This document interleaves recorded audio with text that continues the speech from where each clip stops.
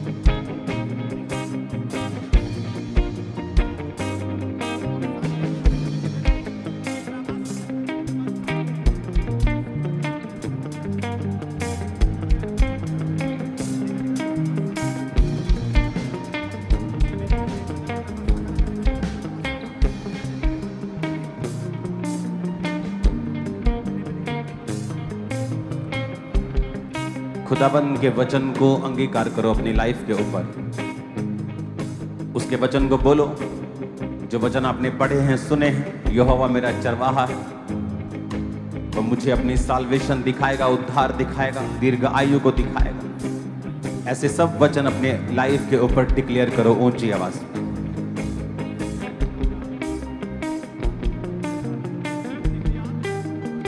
उसके कोड़े खाने से मैं चंगा हो चुका हूं। यहोवा मेरा ऊंचा गढ़ है, मैं ना डरूंगा। हर तरह के वचन अपनी जिंदगी के ऊपर जाहिर करो।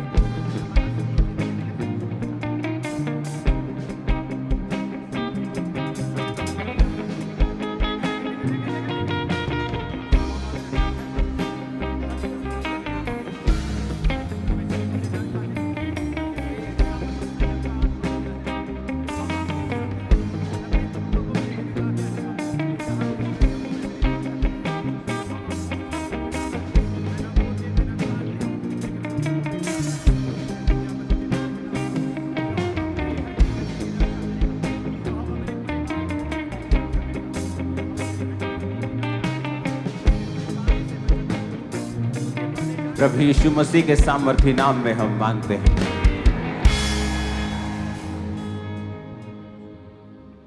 अपने हाथों को उठाओ। उसने कहा इन वचनों पर तेरा ध्यान दिन रात लगा रहे और ये तेरे मुंह से निकला करें। अपने हाथों को उठा, बोलो आज जो वचन मैं सुनूंगा वे मेरे मुंह से निकला करेंगे।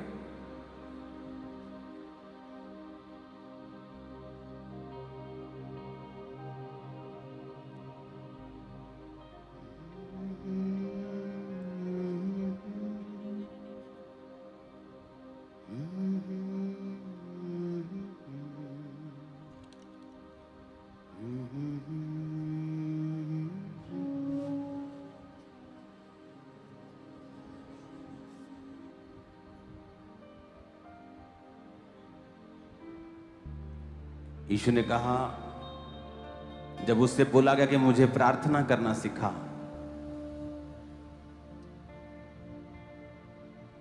जिस तरह यूहन्ना के चेलों ने प्रार्थना करना सीखा है, उस तरह हमें भी प्रार्थना करना सिखा। तो बाइबल कहती है प्रभु यीशु मसीह ने उन्हें प्रार्थना करनी सिखाई और कहा कि जब तुम प्रार्थना करो तो ये कहा करो, ऐ हमारे बाप जो तू आसमान में है, तेरा नाम पाक माना जाए।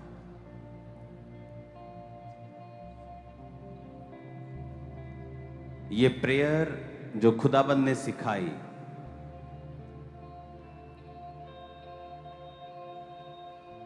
आप जानते हैं इस दुनिया की पहली लैंग्वेज इब्रानी थी, हिब्रू। आदम हिब्रू लैंग्वेज बोलता था।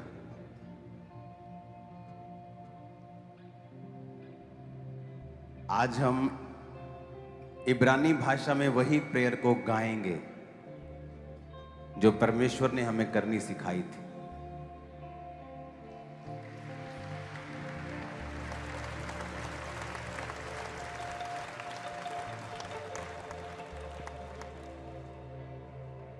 इस दुनिया की पहली लैंग्वेज कौन सी है? बोलो हिब्रू। अपने पड़ोसी को बोलो इब्रानी। और आप जानते हैं इस दुनिया की पहली लैंग्वेज इब्रानी है और इब्रानी लैंग्वेज का पहला अक्षर बाप है। अब फादर पहला लैंग्वेज, इब्रानी भाषा का पहला शब्द फादर है।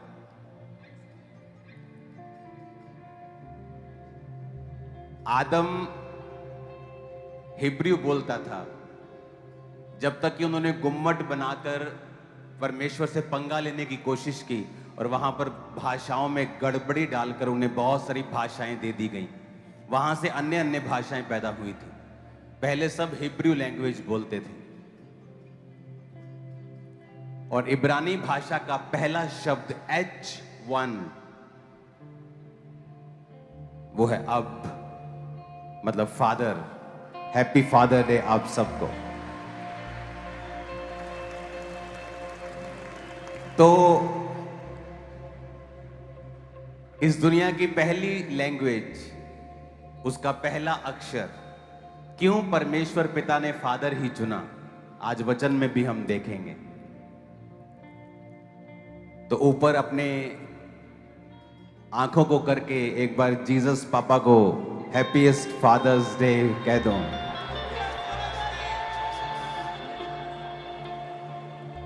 उस सॉन्ग को हम गाएंगे सबसे पहले इब्रानी में।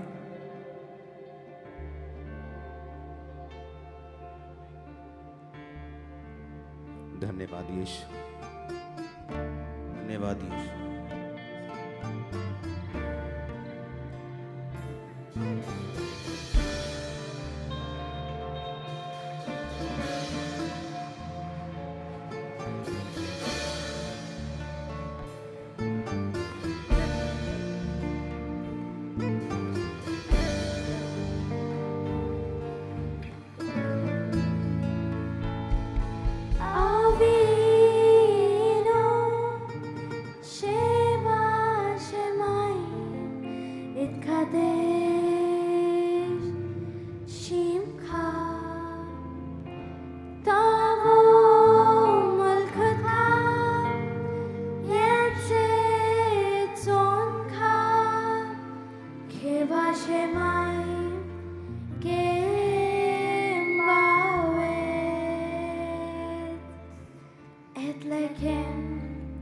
Who can know them?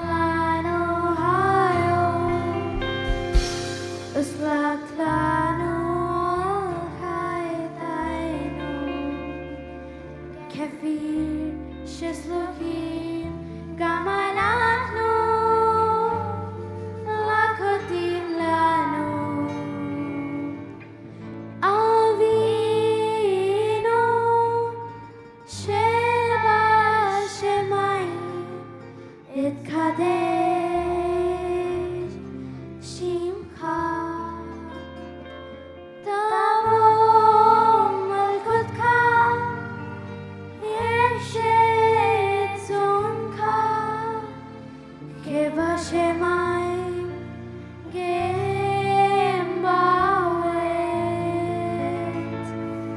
את לחם חוקנו תן לנו היום וסלח לנו על חטאינו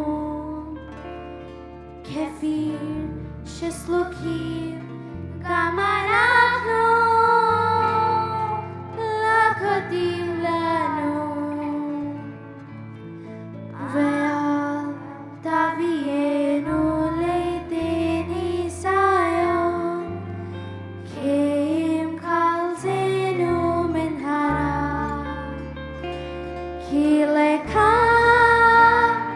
הממלכה והגומה והתפארת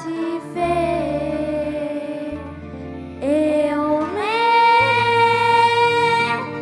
עולמים אמן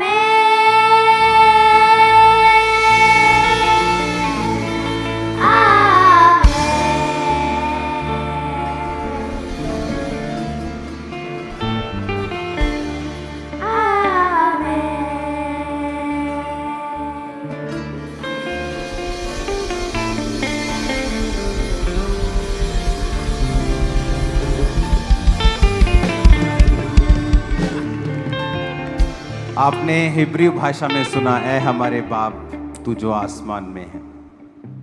अपने हाथों को उठाओ, अपने घुटनों के भार आकर खुदावंद से बात करो। परमेश्वर, आज जो कुछ मैं सुनूंगा मैं 100 गुना फलों को लेके आऊंगा।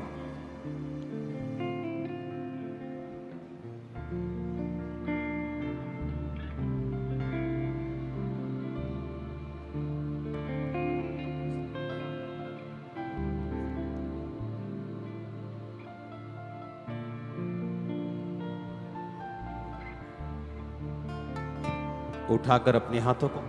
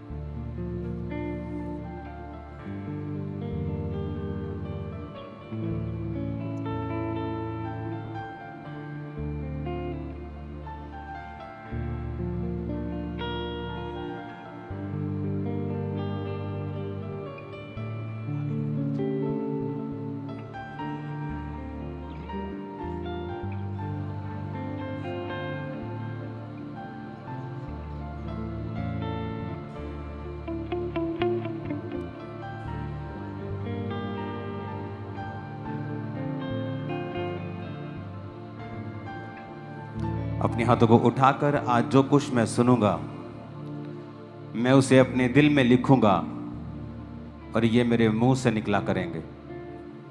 ऊंची आवाज में अंगीकार करो।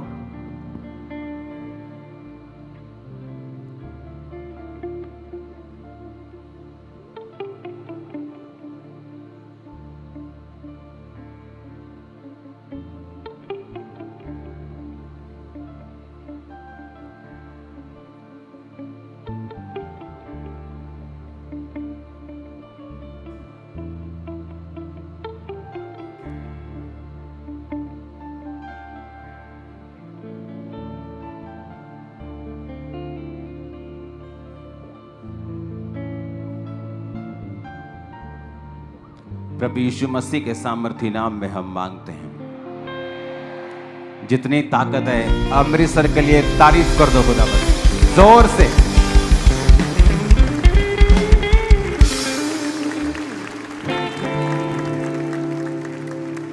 अब तो सब फोटोज एक जैसी लगने लगी।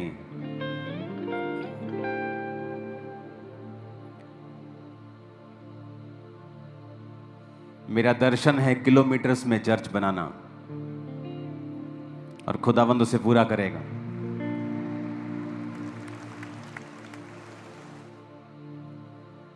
आज एक इंपॉर्टेंट, इन विषयों पर मैं नहीं चाहता हूं बात करना, लेकिन पवित्र आत्मा चाहता है बात करना। तो मेरा यह विश्वास है कि आप लोग आज एक प्रीचर को नहीं सुन रहे, आज एक टीचर को सुन रहे हो। तो अपनी बाइबल्स खोल लो।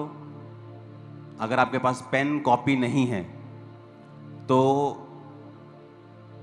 फोन खोल के नोटपैड खोल लो और उसे नोट करो, क्योंकि आज प्रीच नहीं होगा, आज टीच होगा। तो टीच में टाइम लगेगा, बहुत सारी वर्सेस होंगी, क्योंकि परमेश्वर ये चाहता है कि उसकी कलीसिया वचन की शिक्षा में कभी भी कमजोर ना हो।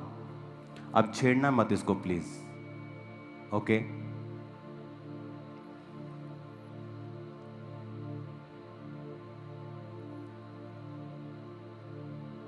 एक बात दिमाग में आपको रखनी होगी कि परमेश्वर जो है वो एक सा है, वो बदला नहीं। शुरू से लेके अब तक पुराने नियम में कुछ चीजें अलग थीं, नए नियम में अलग थीं, लेकिन परमेश्वर चेंज नहीं हुआ। पुराने नियम में भी वो कहता था व्यभिचार ना कर, नए नियम में भी वो कहता है। पुराने में भी वो कहता था अपने माता पिता का आदर कर, अब नया नियम में भी वो यही कहता है। पहले आंख के बदले आंख मांगी जाती थी, उसका भी मैं आपको मतलब समझा चुका हूं कि प्राण के बदले अगर प्राण ना होता तो यहूदी कौम ही नाश हो जाती, यीशु मसीह आते ही नहीं। तो यीशु मसीह को बचाने के लिए, उस बीज को बचाने के लिए परमेश्वर ने ऐसा कहा था कि अपने दुश्मन से बदला लेना, और आंख के बदले आंख और प्राण के बदले प्राण, ताकि तुम्हारी कौम बची रहे, ताकि मेरा जो उद्धार करता है, मेरा बेटा जो है, मैं खुद जो आने वाला हूं, मैं आ सकूं। वो इस कारण था।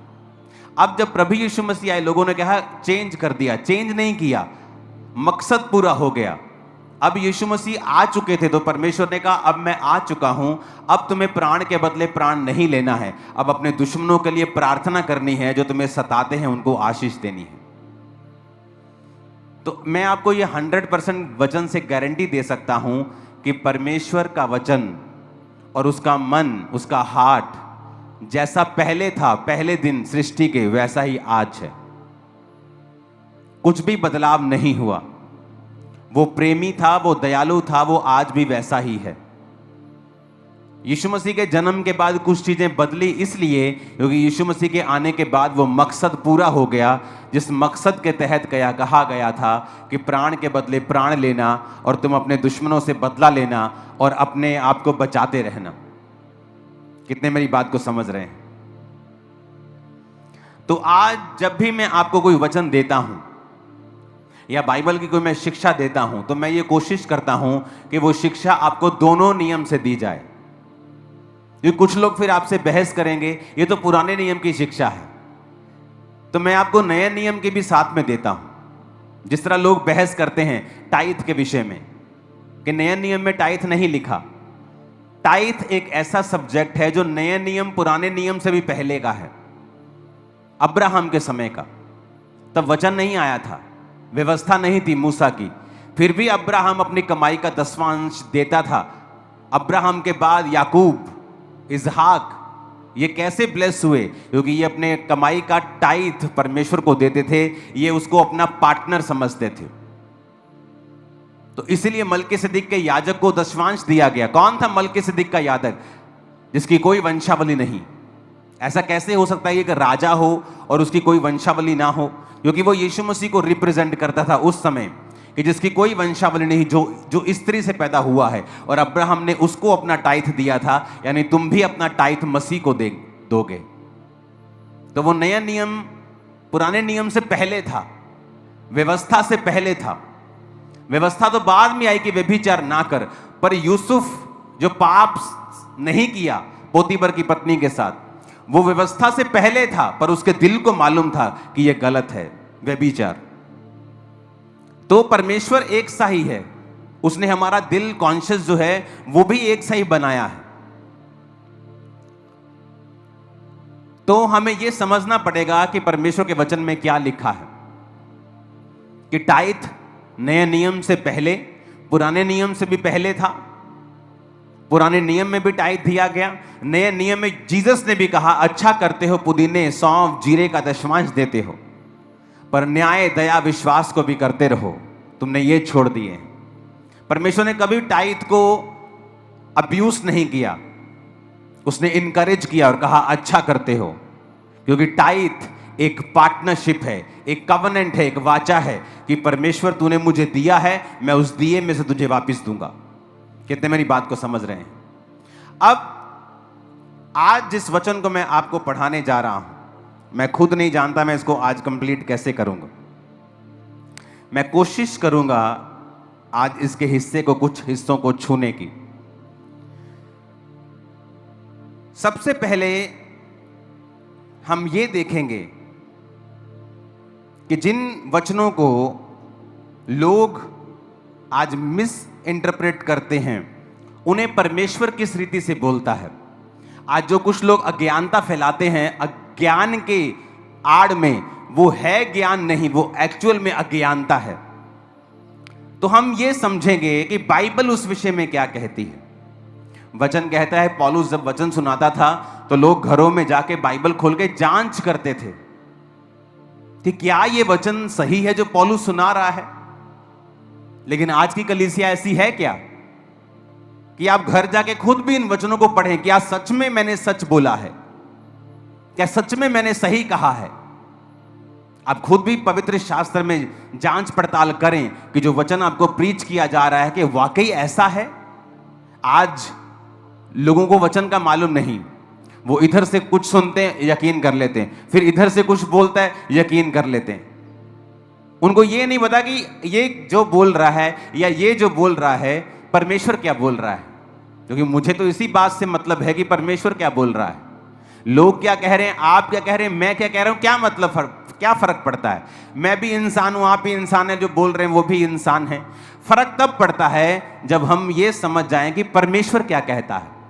अगर मुझे ये मालूम हो जाए कि परमेश्वर क्या कहता है, फिर मुझे कोई परवाह नहीं, चाहे 10 लाख लोग कुछ भी कहें। कितने इस बात से एग्री करते हैं? आज हम पढ़ेंगे कि परमेश्वर का वचन क्या कहता है फादर्स के विषय में।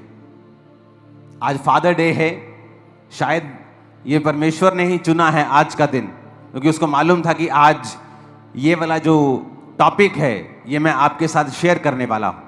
मुझे तो मालूम भी नहीं था पिछले संडे के अगले संडे फादर डे है,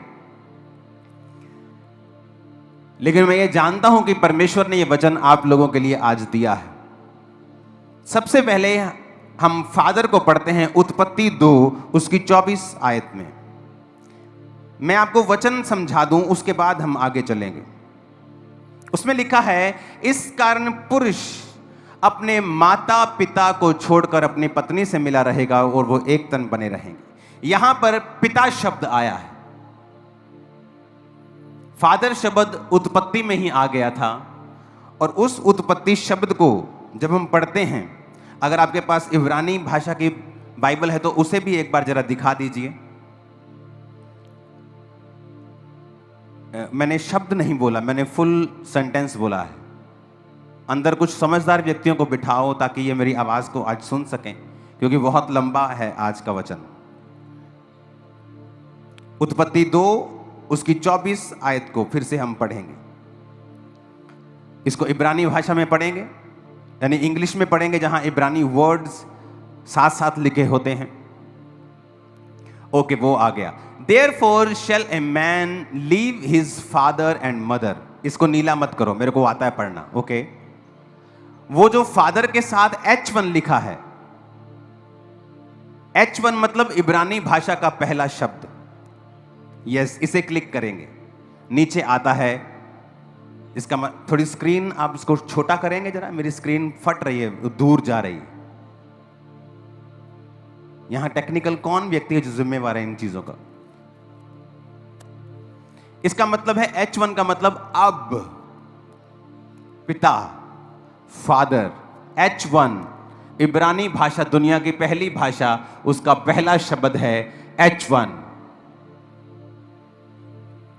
जिसका मतलब है फादर।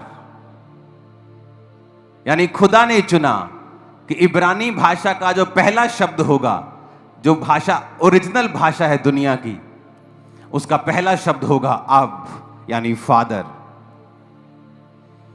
तो अब हम इस बात को समझेंगे और हम चलेंगे दूसरा राजाओं के पास। उसकी 2 अध्याय को हम खोलेंगे।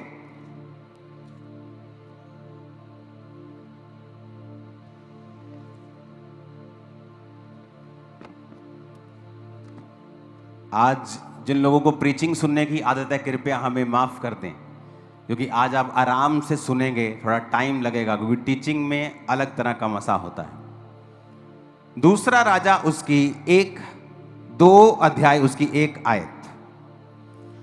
जब यहोवा एलिय्याह को बवंडर के द्वारा स्वर्ग में उठा लेने को था, तो एलिय्याह अलीशा दोनों गिलगाल से चले। एलिय्याह ने अलीशा से कहा, यहोवा मुझे बेतेल तक भेजता है, तू यहीं ठहरा रहे। अलीशा ने कहा, यहोवा के और तेरे जीवन की शपथ मैं तुझे नहीं छोड़ने का। इसलिए वो बेतेल को चले गए। बेतेलवासी भविष्यद्वक्ताओं के चेले अलीशा के पास आकर कहने लगे, क्या तुझे मालूम है यहोवा तेरे स्वामी को आज तेरे ऊपर से उठा लेने पर है? उसने कहा, हां मुझे भी मालूम है, तुम चुप रहो। अगर किसी व्यक्ति को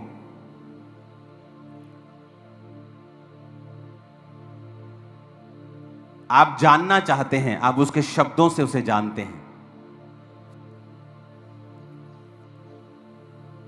बाइबल कहती है, जो तुम्हारे मन में भरा हुआ है वही तुम्हारे मुंह के ऊपर होगा।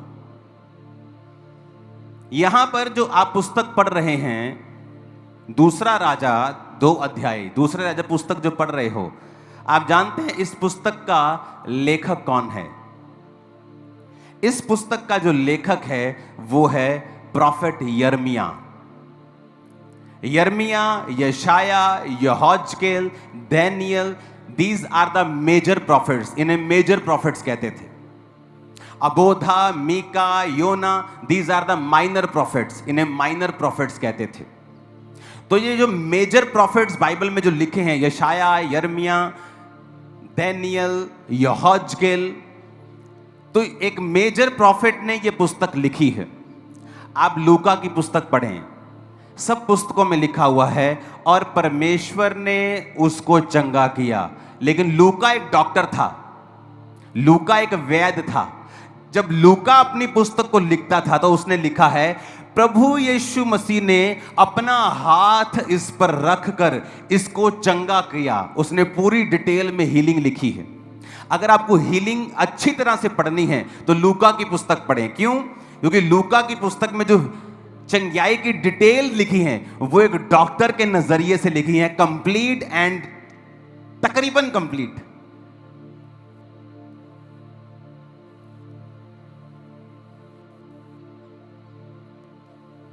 हम सब एक जैसे हैं, पर अगर एक मछुआरा डिटेल को लिखेगा वो उस तरह से नहीं लिख पाएगा जिस तरह से डॉक्टर लिख देगा। तो लूका एक डॉक्टर था, एक वैद्य था। तो उसने जब जीसस की हीलिंग्स को लिखा, उसने बड़ी डिटेल में लिखा है कि कब किसने यीशु को छुआ, यीशु ने छुआ या कैसे चंगा किया, बुखार को डांटा और हाथ रखा। बाकियों ने कहा कि यीशु ने उसे चंगा किया, लेकिन उस लूका की अगर आप पुस्तक पढ़ेंगे तो उसने अकेली हीलिंग डिटेल में लिखी। मैं आपको क्यों बता रहा हूं ये? क्योंकि मायने रखता है कि पुस्तक जिसने लिखी है उसका राइटर कौन है। तो इस पुस्तक का जो राइटर है वो एक मेजर प्रॉफिट है, यिर्मयाह। तो जब कोई मेजर प्रॉफिट या आप किसी प्रधानमंत्री को जब भाषण देते हुए सुनते हैं, आप उनके शब्दों का चुनाव अगर देखते हैं, तो एक गली का जो लीडर होगा और प्रधानमंत्री के भाषण में बहुत फर्क होता है। पोप साहब भाषण देने के लिए जब आते हैं या वचन देने के लिए आते हैं या कोई स्पीच देते हैं, आप उनके शब्दों को देखो, नपे तुले, क्लीन, वेरी पावरफुल वो अपना वचन देते हैं। या कोई भी स्पीच भी अगर देते हैं, नॉर्मल स्पीच भी देते हैं, मीडिया के साथ भी, कुछ भी साथ, आप कोई भी देख लो, तो जब ये मेजर प्रॉफिट्स लिख रहे हैं तो इनके वचन पढ़ने जरूरी है कि ये किस तरह से लिख रहे हैं। अब ये यिर्मयाह क्या कह रहा है? कहता बेतेल वासी भविष्यद्वक्ताओं के चेले अलीशा के पास आकर कहने लगे। ये चेले थे, बेतेल वासी थे और अलीशा के पास आकर कहने लगे। हमें यह समझना पड़ेगा, अब एलिया और अलीशा दोनों स्वर्ग में जाने से पहले बात कर रहे हैं। एलिया स्वर्ग में उठाए जाने वाला है और ये दोनों बात कर रहे हैं। और यहां पर एंट्री होती है कि बेतेल वासी भविष्यद्वक्ताओं के चेले। अब दूसरा राजा 2:3 जब लिखा जाता है, and the sons of the prophets. Sons का अगर आप हिब्रू भाषा में पढ़ेंगे तो इसका मतलब है बेन, यानी एक मेजर प्रॉफिट। बेन का आप ये शब्द यूज किया उसने, कहता बेन ऑफ प्रॉफिट्स। देखो हिंदी में चेले लिखा है, इब्रानी भाषा जो ओरिजिनल भाषा है उसमें चेले नहीं है, उसमें लिखा है बेन। बेन का मतलब होता है ए सन, एक बेटा। तो उसने कहा भविष्यद्वक्ताओं के बेटों में से। अलीशा के पास आकर वो कहने लगे कि यहोवा तेरे स्वामी को ऊपर उठा लेने को है। क्या वो एलिया के शारीरिक बेटे थे? नहीं, वो उसके आत्मिक बेटे थे। अगर आत्मिक पुत्र, आत्मिक पिता का कॉन्सेप्ट नहीं होता तो एक मेजर प्रॉफिट ये गलती नहीं करता। वो चेले लिखता, वो कलीसिया लिखता, या उन किसी और शब्द से उनको लिखता। कहता द बेन ऑफ प्रॉफिट्स। बेन का मतलब है a son, a builder of the family name. कहता वो आए और उसने कहा कि यहोवा आज, अब समझने वाली बात है, बड़े ध्यान से समझना, आज टीचिंग सुन रहे हो। मान लीजिए मैं पुस्तक लिख रहा हूं, ओके, और मेरे को परमेश्वर की समझ है कि ये एक्चुअल सिनेरियो क्या चल रहा है, और मैं लिख रहा हूं and the sons of the prophet came. Sons, वो सारे सन्स, सारे फॉलो करने वाले आए और कहने लगे। अब वो अगली बात जो लिख रहा है वो अपनी तरफ से नहीं लिख रहा, वो वही स्टेटमेंट लिख रहा है जो उन बच्चों ने एलीशा को दी। क्या कहता? आज यहोवा तेरे स्वामी को,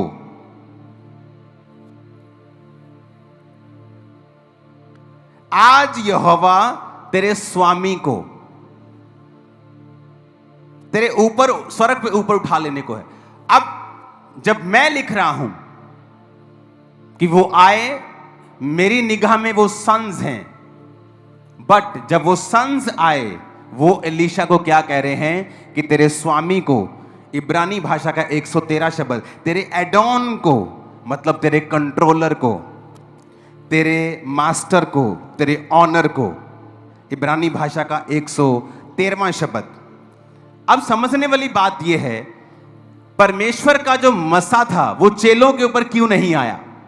क्योंकि जो दूसरे चेले थे, क्योंकि यिर्मयाह ने जब ये पुस्तक लिखी तो उसने वो अपनी तरफ से लिखा जो वो समझता था, जो है था कि the sons of the prophets came. पर आगे जो उसने लिखा वो स्टेटमेंट थी जो सन्स ने दी थी, क्या कि आज तेरा पिता, तेरे कंट्रोलर को स्वर्ग में उठा लेने को है। मतलब वो भी पूरी तरह से फादर सन रिलेशनशिप में एलिया के साथ नहीं थे। इसीलिए परमेश्वर ने अपना मसा उन चेलों की बजाय अलीशा को दिया था। क्यों? बाइबल कहती, जब वो 11 आयत में लिखते हैं, देखते हैं, जब वो चलते चलते बात कर रहे थे, कौन? एलिया अलीशा। एक अग्नि में रथ, अग्नि में घोड़ों ने उन्हें अलग अलग किया और एलिया बवंडर में होकर स्वर्ग पर चढ़ गया। अलीशा देखता और पुकारता रहा, बोलता रहा, हाय मेरे पिता। क्या बोलता रहा? हाय मेरे पिता। इसको इब्रानी भाषा में पढ़ेंगे, ये वही पिता शब्द है। लोग बोलते शायद उसने बुजुर्ग कहा हो, शायद उसने कुछ अलग कहा हो। ये वही शब्द है, H1, अब। वही शब्द जो प्रभु के मुंह से निकला था कि इंसान अपने माता पिता को छोड़कर, ये वो वचन है जो खुदा के मुख से निकला था। अब यही वचन एलीशा ने कहा, हाय मेरे पिता, हाय मेरे अब। तो बाइबल कहती, जब वो पुकार रहा था तो एलिया की जो चद्दर थी वो नीचे गिर गई, और जब उसने उठाई तो वो मसा और वो आत्मा अलीशा के ऊपर ठहर गया।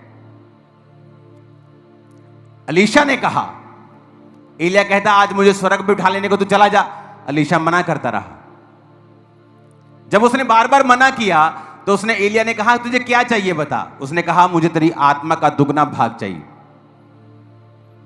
बहुत से लोगों को पता क्या लगता है? दुगना भाग मतलब अगर एलिया के पास 100 मसा था तो अलीशा के पास 200 था। ऐसा नहीं है। पुराने नियम में जो बड़ा बेटा फैमिली का होता था उसको दुगना हिस्सा मिलता था।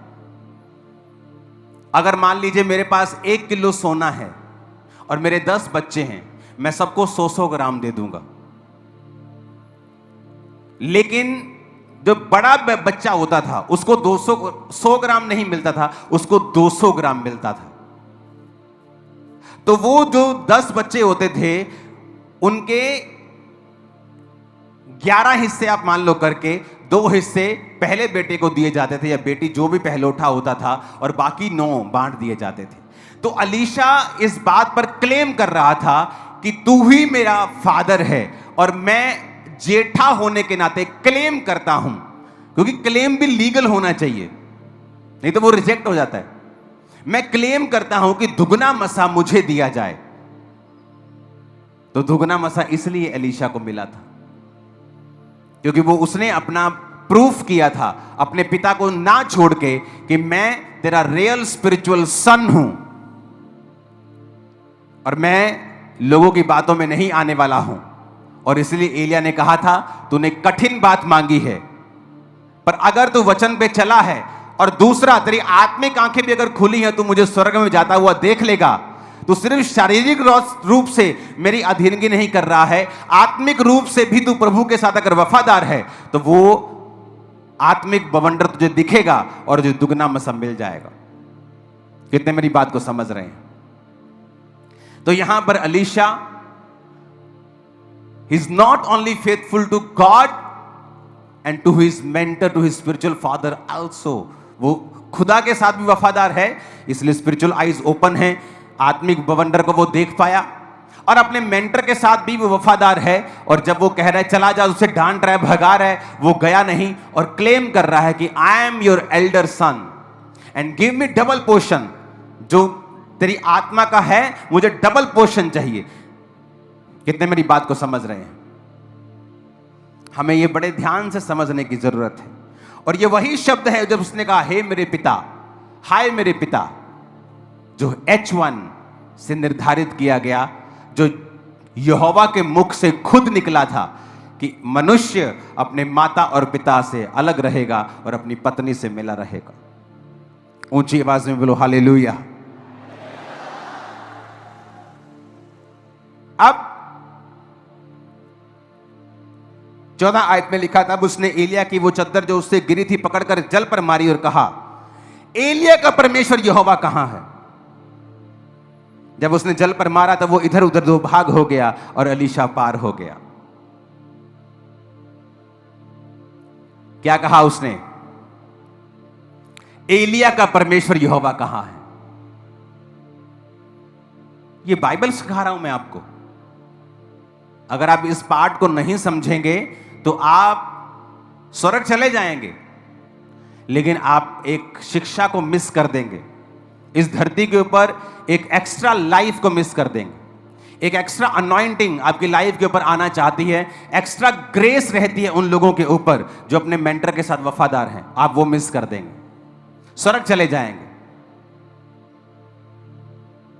कोई स्वर्ग, आपने मुंबई जाना है तो आप प्लेन में भी जा सकते हैं, चार्टर्ड प्लेन में जा सकते हैं, कमर्शियल प्लेन में जा सकते हैं, फिर ट्रेन में जा सकते हैं, बस में जा सकते हैं, बाइक पे जा सकते हैं, गाड़ी पे जा सकते हैं, साइकिल पे जा सकते हैं, पैदल भी जा सकते हैं। तो स्वर्ग सब चले जाएंगे जो जीसस पे यकीन करते हैं और बैप्टाइज्ड हैं। लेकिन कोई स्वर्ग घिसट घिसट के जा रहा है, दुनिया में दुखी होके जा रहा है, क्योंकि उसके पास नॉलेज नहीं है, एपिग्नोसिस, प्रैक्टिकल नॉलेज क्राइस्ट की नहीं है कि इस दुनिया में रहकर आप कामयाब होकर जा सकते हैं, आप फेल होकर भी वहां जा सकते हैं। बहुत से लोग हैं जो फेल हैं, अपने बिजनेस में फेल, अपने सेवकाई में फेल, अपने परिवार में, सब जगह फेल हैं। जा वो भी स्वर्ग रहें, क्योंकि वो वचन को पहचानना नहीं चाहते हैं, वो वचन को प्रैक्टिकली समझना नहीं चाहते हैं, क्योंकि मुश्किल है परमेश्वर के रियल वचन के ऊपर चलना।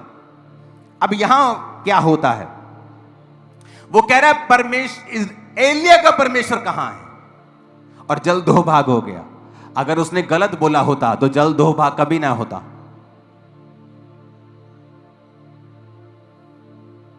अगर उसने गलत बोला तो जल दो भाग कभी ना होता।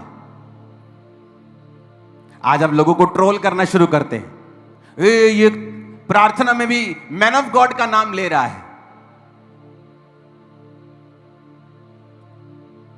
वो प्रार्थना में जो मैन ऑफ गॉड का नाम ले रहा है, वो उसको परमेश्वर नहीं कह रहा, वो एलिया की तरह प्रार्थना, एलीशा की तरह प्रार्थना कर रहा है कि खुदावन जो ग्रेस एलिया के ऊपर थी, तेरा धन्यवाद करते, वो ग्रेस हमें चाहिए। और जल को उसने माना कि एलिया का परमेश्वर। वहां अगर ये सदूकी फरीसी आज के होते तो कहते, ले एलिया दा परमेश्वर किथे, तू सीधा ही कह यहोवा किथे, तू क्यों कह रहे एलिया दा परमेश्वर किथे, तू सीधा परमेश्वर का नाम नहीं ले सकता। पर आज के जो सदूकी फरीसी हैं, वो कभी स्पिरिचुअल जो नॉलेज है उसे नहीं समझ सकते। अगर वो समझ चुके होते तो उन कंडीशंस में ना होते जिन कंडीशंस में वो हैं।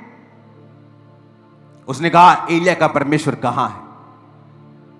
ये एक ब्यूटीफुल रिलेशनशिप है, बहुत ब्यूटीफुल, इतना ब्यूटीफुल रिलेशनशिप ये परमेश्वर ने बनाया है कि परमेश्वर ने इब्रानी भाषा, इस दुनिया की पहली भाषा का पहला शब्द अब्बा, अब चुना है, फादर। क्योंकि ये ब्यूटीफुल रिलेशनशिप प्रभु को मालूम था कि नॉट ओनली ये सिर्फ फिजिकल नहीं है, एक संसारिक बाप के साथ नहीं है, ये मेरे साथ भी लोगों की होगी, अपने स्पिरिचुअल मेंटर्स के साथ लोगों की होगी, और अपने फादर्स के साथ भी लोगों की होगी। इसलिए परमेश्वर ने इस शब्द को चुना। कितनों को समझ आ रही है? ओके। अब जब हम ये समझते हैं कि प्रभु की इच्छा क्या है, तो हम ये भी समझते हैं कि पुराने नियम में भी वो वैसा ही था, तो नए नियम में वैसा ही था। आज जब ये प्रचार किया जाता है, पहला कुरिन्थियों 4 उसकी 15 और 16 आयत कहता, यदि मसीह में सिखाने वाले तुम्हारे 10,000 भी होते तो तुम्हारे पिता बहुत से नहीं, इसलिए कि मसीह यीशु में सुसमाचार के द्वारा मैं पिता हुआ। अब लोग पता क्या कहते हैं, जब पौलुस कह रहा है कि मैं सुसमाचार सुनाया तुमको और तुम्हें पैदा किया है, जिस तरह एक संसारिक मां जब तुम्हें पैदा करती है तो जच्चा की पीड़ाएं सहती है, पौलुस कहता मैं भी तुम्हें जब पैदा करता हूं तो जच्चा किसी पीड़ाएं सहता हूं। वो क्या है पीड़ा? एक पास्टर का विरोध होता है। क्यों होता है? उसने कौन सी शराब पी है, या उसने कौन सा डाका डाल दिया है। आपके गली मोहल्लों में जो आपको भाषण देके जाते हैं, उनमें 900 कमियां होंगी, पर उनका विरोध नहीं होता। लेकिन मसीह लोगों का विरोध क्यों? जीवित चर्च का विरोध क्यों?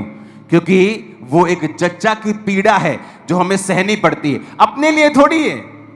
मुझे क्या है, मैं सेटल्ड हूं, मैं किसी भी फॉरेन कंट्री में जाऊं, मैं वेल सेटल्ड हूं, मैं आराम से अपनी फुल लाइफ जी सकता हूं बिना काम की। लेकिन जब आप बच्चे पैदा करते हैं स्पिरिचुअल, तो आपको जच्चा किसी पीड़ाएं होती हैं। अगर जच्चा किसी पीड़ाएं होती हैं तो हमें हक है कि लोग हमें स्पिरिचुअल फादर कहें, और परमेश्वर भी ऐसा ही कहता है। मैं चैलेंज करता हूं इस डॉक्ट्रिन के ऊपर, आके बाइबल से सिखाएं कि कहां ये गलत है, क्योंकि अब ये पूरी नहीं हुई, अभी सुनना ध्यान से। पौलुस कहता है सुसमाचार सुनाने के द्वारा मैं तुम्हारा पिता हुआ। अब लोग पता क्या कहते हैं, पौलुस गलत हो सकता है, और उसका उदाहरण दे सकते हैं कि पौलुस जीसस के साथ नहीं रहा, क्योंकि जीसस ने भी कहा था कि धरती पर अपना पिता किसी को मत कहना। ओके, आज हम पढ़ेंगे जीसस ने क्या कहा। मत्ती 23 अध्याय को हम पढ़ेंगे। आज हम देखेंगे सब वर्सेस को कि जीसस ने ऐसा क्यों कहा, क्योंकि पौलुस क्या कह रहा है हमें यह मानना है, जीसस ने ऐसा क्यों कहा हमने यह देखना है। उसमें लिखा है, अगर आप ये कैमरा मेरे पास लेके आए, क्योंकि मैं नहीं जानता लोगों के पास कौन सी बाइबल है, अगर आप मेरे पास एक कैमरा लेके आए तो 23 अध्याय की जो शुरुआत होती है तो ऐसे दिखाएगा ना ताकि देखो क्या लिखा है। जूम कर, और ये मोटा मोटा काला काला क्या लिखा है, ऊंचा पढ़ो। फरीसियों का पाप। ये बाइबल मैंने तो नहीं लिखी, ये वचन जो है, जब जीसस क्राइस्ट जिस अध्याय में बात कर रहे हैं उस अध्याय का शीर्षक है फरीसियों का पाप। ओके,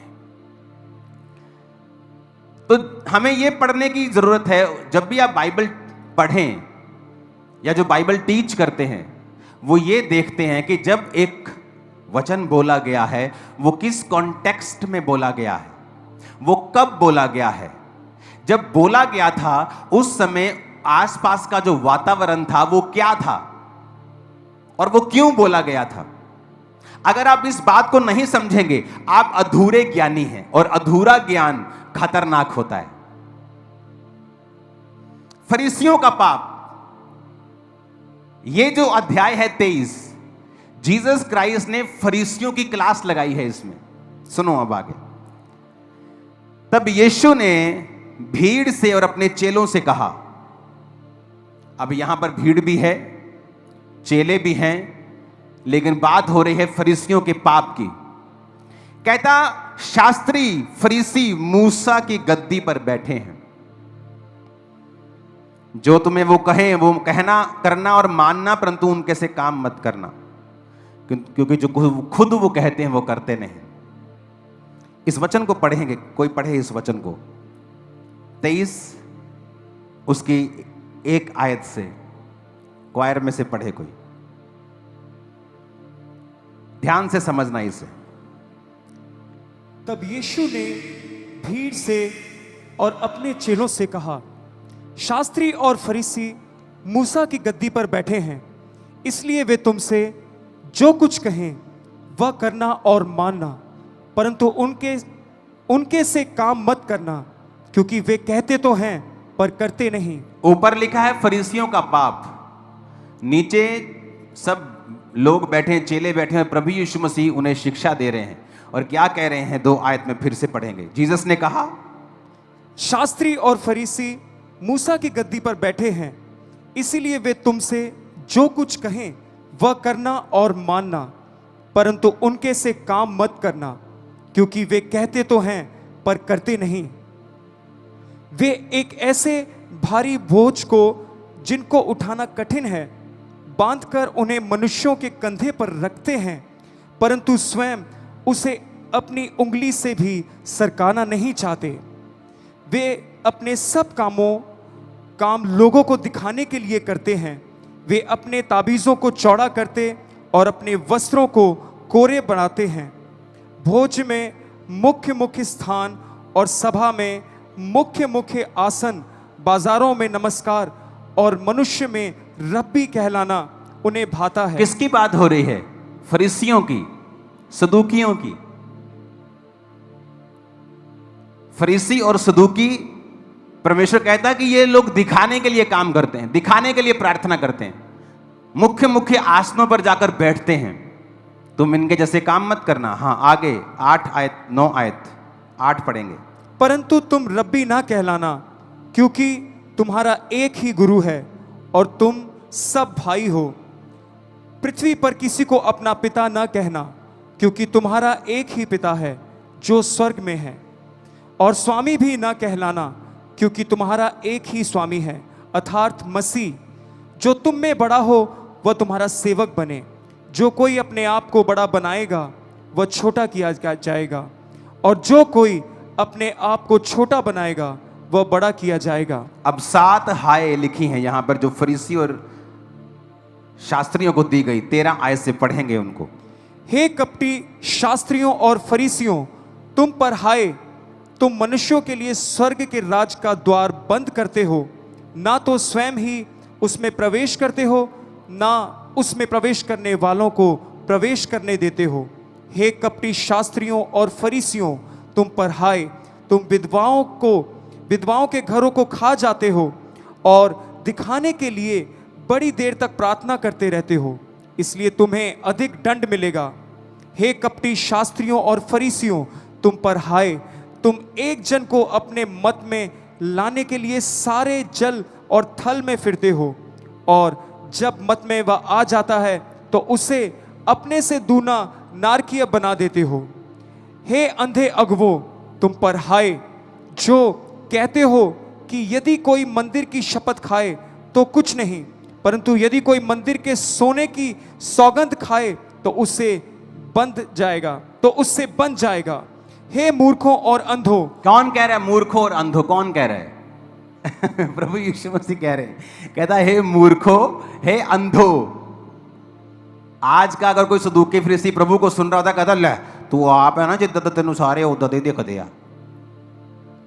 पर परमेश्वर कह रहा है हे मूर्खों, हे अंधो, तुम पर हाय। 7 हाय दी।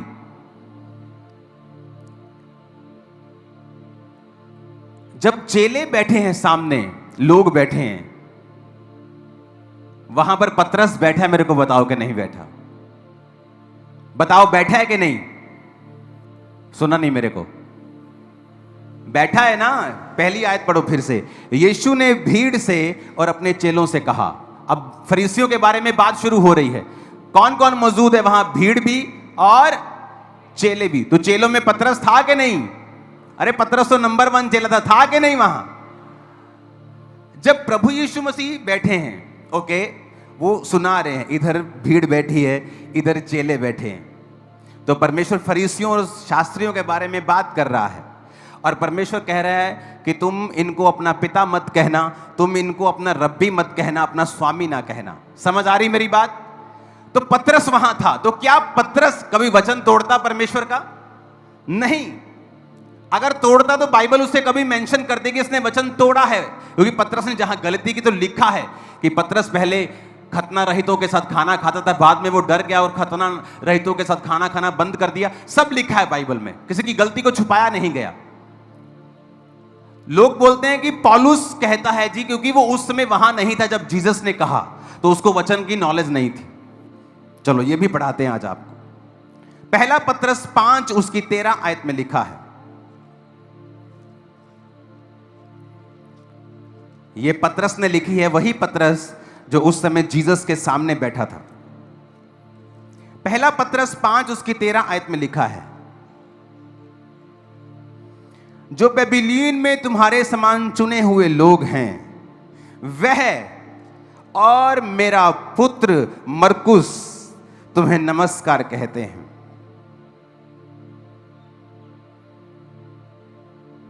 पहला पतरस 5 उसकी 13 आयत। जो बेबीलोन में, okay, the church that is at Babylon, elected together with you, saluteth you, and to Marcus my son. So doth Marcus my son. सन का इब्रानी भाषा का शब्द यूनानी भाषा नए नियम में लिखी गई है। यूनानी भाषा का मतलब है 5207 शब्द, इसका मतलब है उहियोस, मतलब सन, मतलब लिखने में कोई गलती नहीं हुई है। दिखा दो एक बार इब्रानी यूनानी भाषा का 5207। स्क्रीन को थोड़ा कम करो, मेरी स्क्रीन को, मेरे मालूम नहीं लोगों की स्क्रीन कैसी है, नेक्स्ट टाइम ध्यान रखना इस चीज का। उहियोस मतलब सन। अब मरकुस आपको मालूम होना चाहिए कि वो जीसस क्राइस्ट का चेला था, वो पतरस का शारीरिक पुत्र नहीं था। अगर जीसस ने कहा कि धरती पर पिता नहीं कहना, तो पतरस वहां पे क्यों कहेगा मैं और मेरा पुत्र मरकुस तुम्हें नमस्कार कहते हैं? वो नहीं कहेगा, क्योंकि परमेश्वर ने कहा ही नहीं है अपनी आत्मिक लोगों को। उसने तो फरीसियों सदूकी को कहा है, जो विरोध करते हैं ना आत्मिक मदर फादर का, वो एक्चुअल में फरीसी सदूकी, उनको परमेश्वर ने कहा है कि तुम पिता मत कहलवाना। वो एक्चुअल में सदूकी फरीसी है, क्योंकि उनको शौक था लोग हमारी इज्जत करें। क्योंकि जब पाप माफ करवाने होते थे तो सदूकी फरीसियों के पास लोग जाके तौबा करते थे। परमेश्वर कहता है ऐसे मत बनना। अब अगर आपने पाप माफ करवाने हैं तो मैं ये नहीं कहता हूं मेरे पास आओ, मैं तुम्हारे लिए प्रार्थना करूंगा। मैं आपको बोलता हूं जाओ और खुदा से प्रार्थना करो, वो तुम्हारे पाप माफ करेगा, क्योंकि वो तुम्हारा परमेश्वर है। अब बदल गया है, लेकिन आत्मिक शिक्षा चेंज नहीं हुई है। यहां पर पतरस कह रहा है मैं और मेरा पुत्र मरकुस तुम्हें नमस्कार कहते हैं। अगर जीसस ने ऐसा कहा तो फिर एक और बात उसने कही है, कहता फिर धरती पर किसी को रब्बी और टीचर भी ना कहना। फिर अपने टीचर को टीचर क्यों बोलते हो तुम लोग? हैप्पी टीचर डे क्यों करते? बंद कर दो, क्योंकि जीसस ने कहा धरती पर फिर टीचर भी किसी को नहीं बोलना। पर तुम सिर्फ पिता के पीछे क्यों पड़े हो? क्योंकि तुम शैतान से हो, और तुम इस ब्यूटीफुल जो रिलेशनशिप है, जो एक आत्मिक परमेश्वर ने कलीसिया को एक गिफ्ट दिया है, तुम उसे खराब करना चाहते हो, जबकि ये होगा नहीं। तो परमेश्वर ने भी यही कहा है कि धरती पर रब्बी ना कहना। रब्बी कौन थे? सिखाने समझाने वाले। टीचर ना कहना किसी को। अगर आप इस शब्द को यूनानी भाषा में पढ़ेंगे तो उसने कहा धरती पर किसी को टीचर ना कहना, तो आप क्यों हैप्पी टीचर डे बोलते हो? फिर अगर उसने कहा कि धरती पर अपना पिता किसी को नहीं कहना, तो फिर अपने पिता को पिता क्यों कहते हो? घर पे अपने पिता को ब्रो क्यों नहीं कहते हो? कह के देखो एक बार डैडी को, ए ब्रो, तो डैडी जुत्ती लेकर तुम्हारा ब्रो सीधा कर देगा पूरा। अगर जीसस ने कहा कि धरती पर अपना पिता किसी को नहीं कहना, तो वही जीसस मत्ती 19 में, वही सेम जीसस क्राइस्ट मत्ती 19 की 17 में क्या कहते हैं? कहता, पढ़ना इसको क्वायर में से कोई, 17 में, यीशु ने उससे कहा, इसके बाद पढ़ो, मत्ती 19 उसकी 17। तब यीशु ने उससे कहा, तू मुझसे भलाई के विषय में क्यों पूछता है? भला तो एक ही है, पर यदि तू जीवन में प्रवेश करना चाहता है तो आज्ञाओं को माना कर। उसने उससे कहा, कौन सी आज्ञाएं? यीशु ने कहा, यह कि हत्या न करना, व्यभिचार न करना, चोरी न करना, झूठी गवाही न देना, अपने पिता और अपनी माता का आदर करना। अब ये बताओ, अगर जीसस ने कहा कि धरती पर अपना पिता किसी को नहीं कहना, वो अपने मुंह से फिर क्यों कहेगा अपने पिता और माता का आदर कर? क्योंकि जीसस क्राइस्ट जब ये वचन दे रहे थे चेलों को, सदूकियों और फरीसियों के बारे में, वो उनके बारे में शिक्षा दे रहे थे। वो तो खुद ये कह रहे हैं कि एक आदमी आके प्रभु से कहता है मुझे आज्ञा सिखा। कौन सी आज्ञा है? व्यभिचार ना कर पुत्र, ठीक है प्रभु। चोरी ना कर, ठीक है। अपने माता पिता का आदर कर। अगर जीसस ने कहा है कि माता कहना ही नहीं, पिता कहना ही नहीं, तो फिर वो क्यों कहेगा अपने माता और पिता का आदर कर? तो हमें यह समझना पड़ेगा कि जब वो वचन दिया गया, वो फरीसियों के ऊपर 7 हाय दी गई हैं मत्ती 23 में। फिर फरीसियों के पीछे परमेश्वर क्यों लग गया? क्योंकि वो फरीसियों के लिए वचन था कि तुम पर हाय, हे मूर्खो, हे अंधो, जाओ अब जीसस को ट्रोल करो। ना जीसस को परवाह है, ना उसके चेले को परवाह है। हालेलुया। तो उसने क्या कहा, 13 आयत से लेके 7 आयत शुरू होती हैं, और देखो नीचे 25 में कपटी शास्त्री फरीसी, 24 में हे अंधे अगुवो, 26 में हे अंधे फरीसी, 27 में हे कपटी शास्त्री फरीसी, 29 में हे कपटी शास्त्री और फरीसी। जीसस कह रहे हैं देखो, हर वचन के साथ अंधा, मूर्ख, अंधा अगुआ, कपटी शास्त्री, थे कपटी शास्त्री फरीसी। परमेश्वर से क्यों कहते? क्योंकि वो कपट से वचन प्रचार करते थे, अपने फायदे का वचन प्रचार करते थे। कितने मेरी बात को समझ रहे हैं? आज मैं आपके लिए प्रेयर नहीं करने वाला हूं, इसलिए आज मैं लंबा वचन तैयार करके आया हूं। मुझे मालूम है ये वचन आपको सदा के लिए डिलीवर कर देगा और शैतान आपकी लाइफ से शर्मिंदा होगा। अब यहां पर फिर जीसस ने यह भी कहा है कि टीचर मत कहो, स्वामी मत कहो, किसी को बॉस मत कहो। फिर क्या अपने अपने अपने ऑफिस में जाके क्या बोलोगे? बॉस को बॉस नहीं कहोगे, स्कूल में टीचर को टीचर नहीं कहोगे, घर में पिता को पिता नहीं कहोगे। जीसस के पास बुद्धि है, बुद्धि उससे निकली है, वो ऐसी बातें नहीं कर सकता। जब उसने ऐसी बातें की, वो फरीसियों और सदूकियों के बारे में अपनी सारी अंदर की जो परमेश्वर के अंदर जो शिक्षा थी उन्हें दे रहा था कि अंधे, ये अगुवे, ये अंधे अगुवे, ये मूर्ख हैं, इनको अपना पिता मत कहो, ये तुम्हारा पाप माफ नहीं करवा सकते, अब तुम डायरेक्ट मुझको पुकारो। हालेलुया, ऊंची आवाज में बोलो हालेलुया। जब हम इस आयत को पढ़ते हैं, जो हमने पढ़ी थी, कौन सी थी? लूका, मत्ती 19 उसकी 17। एक चीज मैं आपको फिर से दिखाना चाहता हूं, मत्ती 19 उसकी 17। उसने उससे कहा, तू मुझसे भलाई के विषय में क्यों पूछता है? भला तो एक ही है, पर यदि तू जीवन में प्रवेश करना चाहता है तो आज्ञाओं को माना कर। उसने उससे कहा, कौन? बस, honour your father and mother. अब हम पढ़ेंगे पहला तीमुथियुस 1 उसकी 2 आयत को।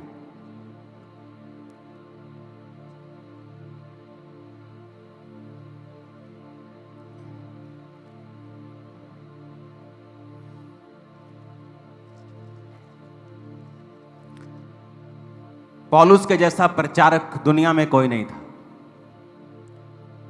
उसके जैसा शिक्षक, उसके जैसी ताड़ना देने वाला कोई नहीं था।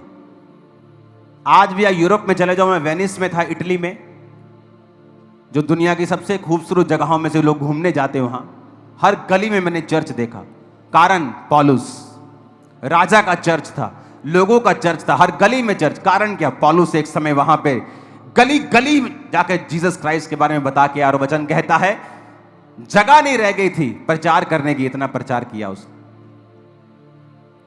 कहता जो मैं आज्ञाएं लिख रहा हूं ये प्रभु की आज्ञाएं हैं, मानो तो ना मानो। उसने कभी नहीं कहा मैं लिख रहा हूं, उसने कहा जो मैं लिख रहा हूं ये प्रभु की आज्ञाएं हैं, अगर तुम नहीं मानना चाहते हो तो ना मानो।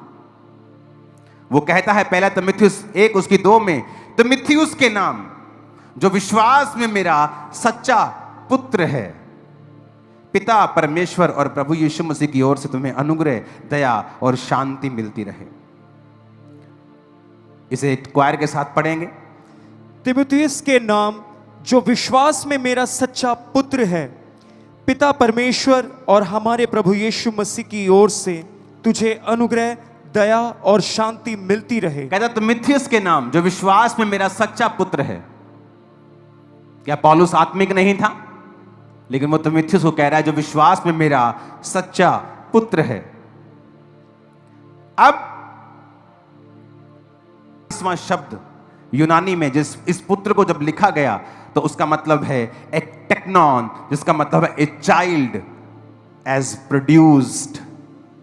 लोगों को लगता है कि शायद वो सांकेतिक भाषा में बोल रहा होगा, उसने ऐसा सच में नहीं कहा होगा, सांकेतिक भाषा में, क्योंकि वो बुजुर्ग था या बड़ा था इसलिए वो ऐसा बोल रहा होगा। पर देखो असली भाषा में बाइबल पढ़ो, उसने कहा टेक्नॉन ए चाइल्ड एज प्रोड्यूस्ड, जैसे एक बच्चा, अपना बच्चा, पुत्र, हे पुत्र, तो मिथ्युस के नाम जो विश्वास में मेरा सच्चा पुत्र है। पतरस कहता है मैं और मेरा पुत्र मरकुस, मरकुस उसका पुत्र नहीं था, आत्मिक पुत्र था, मैं और मेरा पुत्र मरकुस कलीसिया को नमस्कार कहते हैं। आई सल्यूटेड यू, मैं तुम्हें ग्रीट करता हूं, मैं और मेरा पुत्र मरकुस। ऊंची आवाज में बोलो हालेलुया। फिलेमोन 1 उसकी 10 आयत को पढ़ेंगे। कहता मैं अपने बच्चे एनीमुसुस को लिए, ये कौन कह रहा है? ये भी पौलुस कह रहा है। हम पतरस को पढ़ गया, पौलुस को पढ़ लिया, एलिया को पढ़ लिया, अलीशा को पढ़ लिया और जीसस को भी हमने पढ़ लिया। फिर से पढ़ेंगे इस आयत को क्वायर के साथ।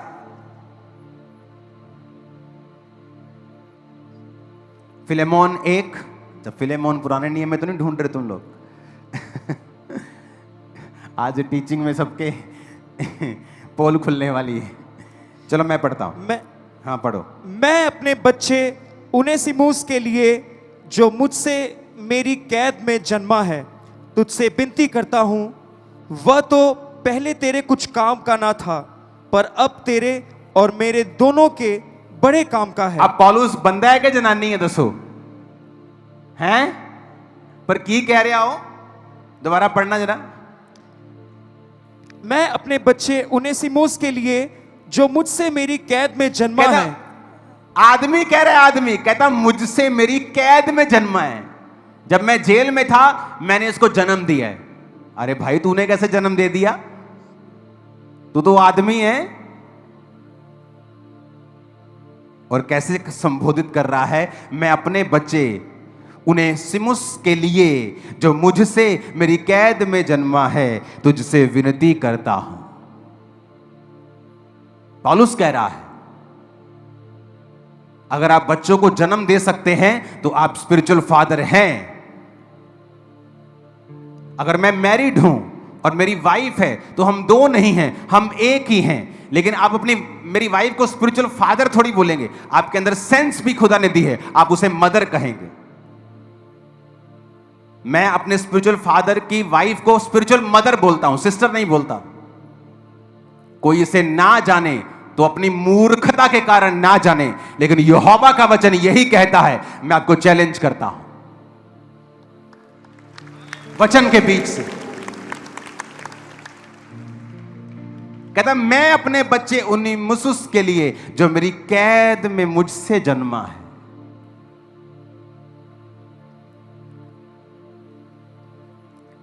हालेलुया।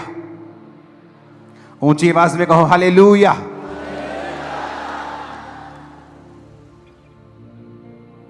और अगर इस शब्द को पढ़ेंगे हम, ओके, ये भी साथ में पढ़ाएंगे हम। सन सेम शब्द यूज किया गया 5043वां शब्द, जब पौलुस ने कहा son teknon a child as produced. Spiritual father, spiritual daughter, spiritual son, ये रिलेशनशिप हेवन ने बनाई है। ये दुनिया की मोस्ट ब्यूटीफुल रिलेशनशिप है।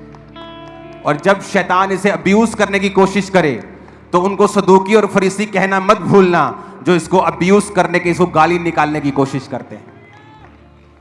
मेरी उनके साथ कोई नफरत नहीं, लेकिन मैं जानता हूं परमेश्वर ने मुझे सच्चाई को प्रचार करने के लिए चुना है। Hallelujah, hallelujah. अब जहां फरीसी और सदूकियों की बात हो रही है, उन पे हाय आ रही है। हर वचन में कपटी। पढ़ेंगे यार इसको 13 आयत से।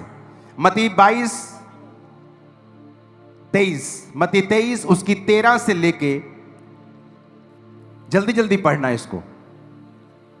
हे कपटी शास्त्रियों और फरीसियों, तुम पर हाय, तुम मनुष्य के लिए स्वर्ग के राज का द्वार बंद करते हो, ना तो स्वयं ही उसमें प्रवेश करते हो, ना उसमें प्रवेश करने वालों को प्रवेश करने देते हो। आप सुनो, अब ऐसे लोगों की मानसिकता क्या होती है? खुद तो मस्से में नहीं रहना, खुद तो ना लंगड़े चलाने का शौक है, ना रूहें बचाने का शौक है, खुद तो सिर्फ टोटल वेलड़, कोई काम नहीं है फेसबुक पे लिखने के अलावा। लेकिन एलिया के चेले खुद तो कुछ नहीं किया, और यिर्मयाह प्रॉफिट लिख रहा है, the sons and the Ben of the prophets came and said कि यहोवा तुम्हारे कंट्रोलर को, वो अपने पिता को कंट्रोलर समझ रहे हैं, और अलीशा अपने पिता को पिता समझ रहा है। अब अब्बा, हाय मेरे अब्बा, तो मसा उसके ऊपर आ रहा है। उनकी कंडीशन नहीं बदली, वो चेले अभी भी हैं वहां पे। अलीशा ने मारी चद्दर, ठेड़, एलिया का परमेश्वर कहां है? नदी दो भाग हो गई, सारे एलिया एलीशा के सामने झुक गए। सुनो मेरी बात, खुद कुछ नहीं कर रहे, खुद कुछ नहीं कर रहे, कहते तेरे स्वामी को उठा लेने पे, तेरे पिता को नहीं, तेरे स्वामी को, कंट्रोलर को। वो उसे कंट्रोलर समझते थे, इसलिए मसा अलीशा के ऊपर आया।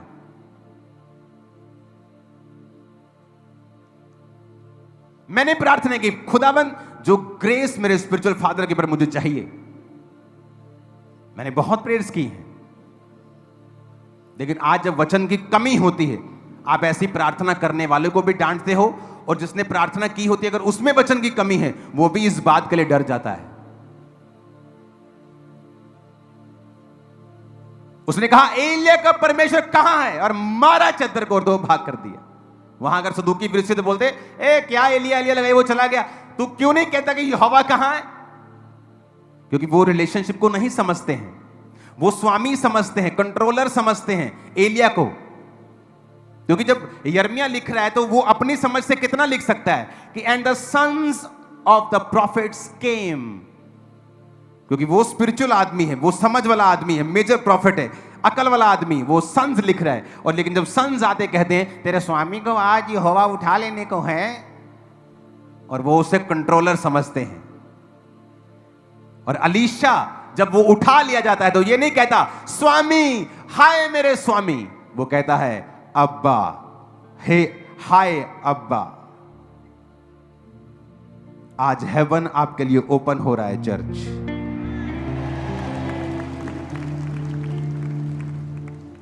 हालेलुया।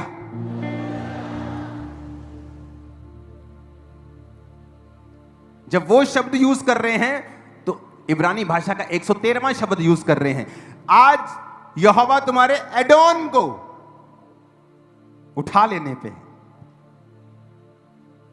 इब्रानी भाषा का 113वां H113 कि आज स्वामी तेरे एडोन को उठा लेने पे है। कंट्रोलर, ऑनर, क्योंकि वो यिर्मयाह नहीं लिख सकता अपनी तरफ से कि आज यहोवा तुम्हारे पिता को, क्योंकि वो गलत नहीं लिख सकता, वो वही लिख सकता है जो वो सुन रहा है। जो उसने नहीं सुना वो अपनी समझ के अनुसार लिख रहा है। And the sons of the prophets came. आप मेरी बात समझ रहे कि नहीं? वो अपनी समझ जो उसके अंदर स्पिरिचुअल है उसके मुताबिक सही लिख रहा है कि सन्स ऑफ द प्रॉफिट्स केम। लेकिन जब वो सन्स आते हैं वो कहते हैं आज तेरा स्वामी तेरे कंट्रोलर को उठा लेने पे है। वो उसने गलत नहीं लिखा, वो जो उसने बोला उसने लिखा, जबकि अगर वो सन्स से तो बोलना चाहिए था आज स्वर्गीय पिता हमारा जो यहोवा है तेरे अब को, तेरे फादर को उठा लेने पे है। यही फर्क है। आज दो तरह के क्रिश्चियन हैं। क्या ये स्वर्ग नहीं गए होंगे? गए होंगे, लेकिन धरती के ऊपर वैसा मसा इनकी लाइफ में नहीं था, ये गारंटी है। मसा उनकी लाइफ पर है जो इस रिलेशनशिप पे बिलीव करते हैं, जो मेंटर्स पे बिलीव करते हैं, जो इंपार्टेशन पे बिलीव करते हैं, जो प्रेरिताई पर बिलीव करते हैं, जो ये जानते हैं कि अगर परमेश्वर ने सब कुछ आत्मा के द्वारा करना था तो उसने क्यों कहा मैंने चर्च को प्रेरित, भविष्यद्वक्ता, पास्टर्स, टीचर और इवेंजलिस्ट दिए ताकि चर्च उन्नति करे और देह उन्नति करे और बरकत पाए। फिर क्यों उसने प्रेरित दिए, क्यों उसने प्रॉफिट्स दिए, क्यों उसने पास्टर्स दिए, टीचर्स दिए, इवेंजलिस्ट दिए? ये क्यों नहीं कहा कि मैंने चर्च को अपना आत्मा दिया कि तुम उन्नति पाओ? क्योंकि परमेश्वर मनुष्यों को इस्तेमाल करता है और शैतान हमारे पीछे नहीं है, वो आपके पीछे है। जब किसी पास्टर का विरोध होता है तो वो उस पास्टर के पीछे नहीं है, वो लोगों के पीछे है, क्योंकि उसे पता है कि इसका जो मुंह है वो लोगों को जागृत कर रहा है और मेरा राज्य खत्म कर रहा है। आज आप सबसे ज्यादा आशीषित हैं खुदा के वचनों के कारण। आमीन। अब इस वचन को दोबारा सुनना और पढ़ना और इब्रानी भाषा यूनानी भाषा में इसे जांचना कि पौलुस ने कहा, पतरस ने कहा, जीसस ने कहा, honour your father and your mother. पर इन सदूकियों फरीसियों को अपना फादर मत बोलना, इनको अपना टीचर मत बोलना, ये तुम्हें सिखाते नहीं। इनके पीछे इनके मकसद हैं। भवन में घोड़े कबूतर बांध देते थे। कबूतर कितने का? 100 का। मेरे को 500 का बेचना है, 400 मुझको देने। ऐसे लोग थे वो, आत्मिकता का विरोध करने वाले। कौन था जिसने जीसस को सूली पर चढ़ाया? अन्य जाति लोग? No, Christian. वो क्रिश्चियन आप बोल सकते हो, यहोवा को मानने वाले, पुराने नियम के क्रिश्चियन। ये क्रिश्चियन शब्द तो नए नियम से निकला है, लेकिन मैं आपको समझाने के लिए कह रहा हूं। पुराने नियम के यहोवा को मानने वाले, बड़ी बड़ी कुर्सियों पे बैठने वाले लोग, औहदों पर बैठने वाले लोग, जीसस को सूली पर चढ़ा दिया। आज भी वही आत्मा इनमें काम करता है। हालेलुया।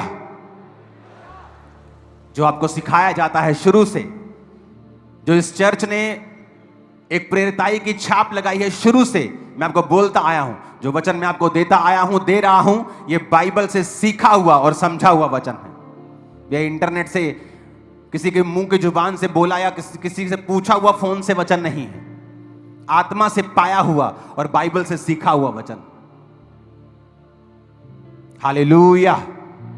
ऊंची आवाज में हालेलुया बोलो जरा।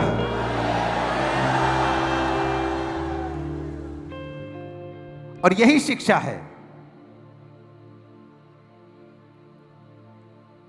जो परमेश्वर ने आपको देनी थी आज, कि एक ब्यूटीफुल रिलेशनशिप खुदा ने दी है।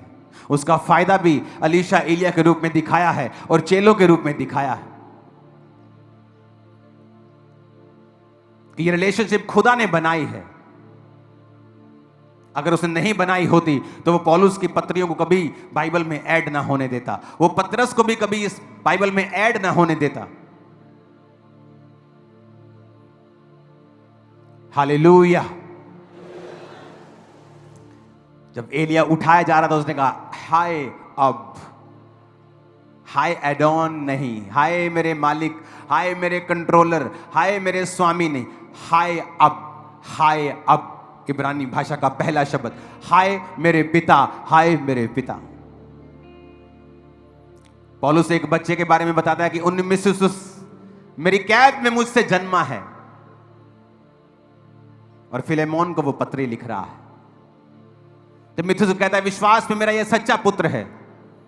कलीसिया से कह रहा है, तुम्हारे सिखाने वाले 10,000 हैं, परंतु सुसमाचार मेरे द्वारा तुम तक पहुंचा है। तुम मेरे द्वारा, मेरे सुसमाचार के द्वारा प्रभु तक पहुंचे हो, तो सुसमाचार के द्वारा मैं तुम्हारा पिता हूं। वो जानते हैं हमारा स्वर्गीय पिता एक ही है, यीशु मसीह, लेकिन वो आत्मिक बात कर रहा है। मैं कौन हूं? अगर मेरे में से यीशु मसीह को निकाल दो तो मुझे कभी नमस्कार भी मत करना, कभी ग्रेट भी मत करना, कभी फादर भी मत बोलना, कभी ब्रदर भी मत बोलना, मुझे देखना भी मत, क्योंकि ये सारी रिलेशनशिप तब हैं जब मैं जीसस क्राइस्ट के कदमों में बैठा हूं, तब वो मुझे बच्चे पैदा करने की शक्ति दे रहा है। तुम्हें नहीं दे रहा सदूकियों फरीसियों, तुम पर हाय, लेकिन मुझे वो दे रहा है बच्चे पैदा करने की शक्ति। और मैंने बहुत से बच्चे पैदा किए हैं। अफ्रीका में ना बहुत बच्चे पैदा होते हैं। तेरे दी वहां मैं अपने स्पिरिचुअल फादर के घर में था, तो वो लड़की के 3-4 बच्चे थे। मैंने कहा, बहुत बड़े बच्चे तेरे। कहती मुझे 8 बच्चे करने हैं। तो वहां शौक है बच्चे पैदा करने का, मुझे शौक है आत्मिक ज्यादा बच्चे पैदा करने का। तो ये मेरे बेटे और बेटियां हैं, मैं जानता हूं। तुम्हें परमेश्वर ने ग्रेस नहीं दी है तुम अगर बांझ हो तो चलो मत। तुम्हें नहीं दी है ग्रेस, मुझे दी है। पौलुस की कैद में वो जन्मा, फिलेमोन को पत्र लिखता है कि उन्हीं में से, मेरी कैद में मुझसे जन्मा हुआ पुत्र है, इसका ध्यान रखना।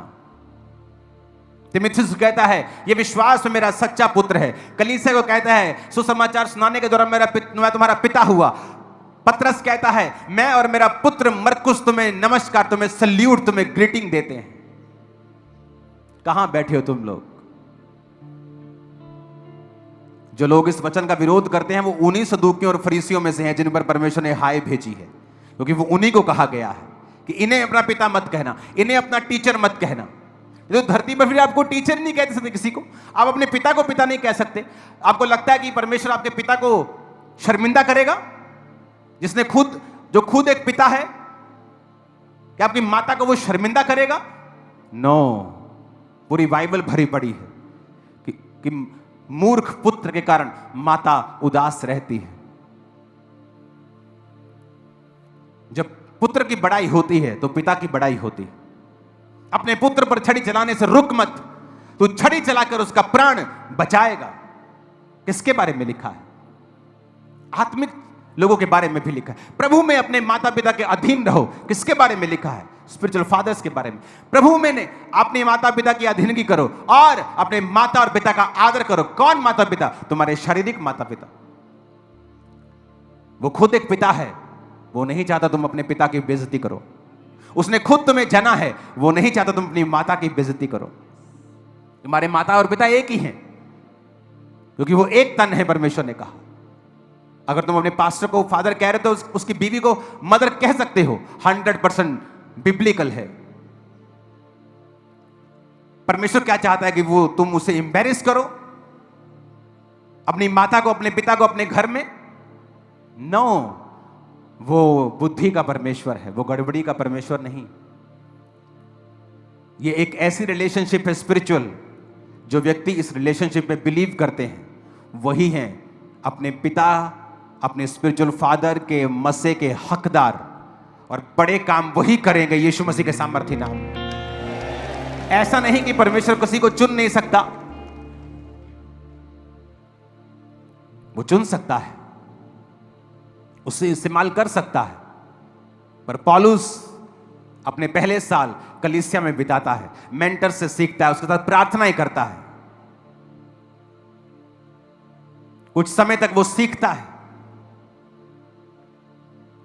आज मैं जानता हूं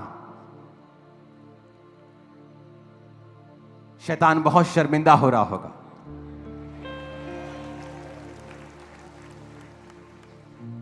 हालेलुया। इस वचन को कम से कम 7 बार सुनना, तब समझ पूरी तरह से आने वाला है।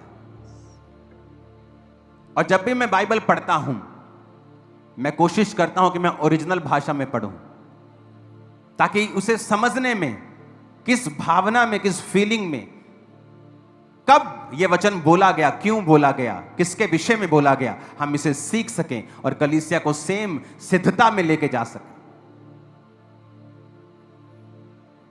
God bless you all.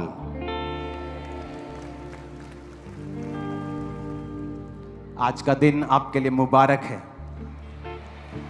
अपने हाथों को उठाओ, सब जन खड़े हो जाओ। हैप्पीएस्ट फादर्स डे आप सबको।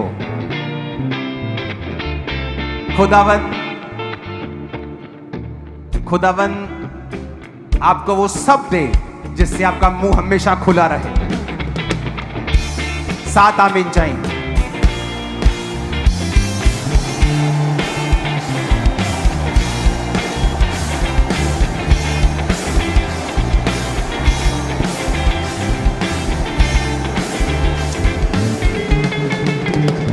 खुदाबंद आपको वो सब दे जिससे आपका मुंह हमेशा खुला रहे। आमीन। जितने बोल सकते हो बोलते रहो जब तक आत्मा तुम पर उतर ना आए।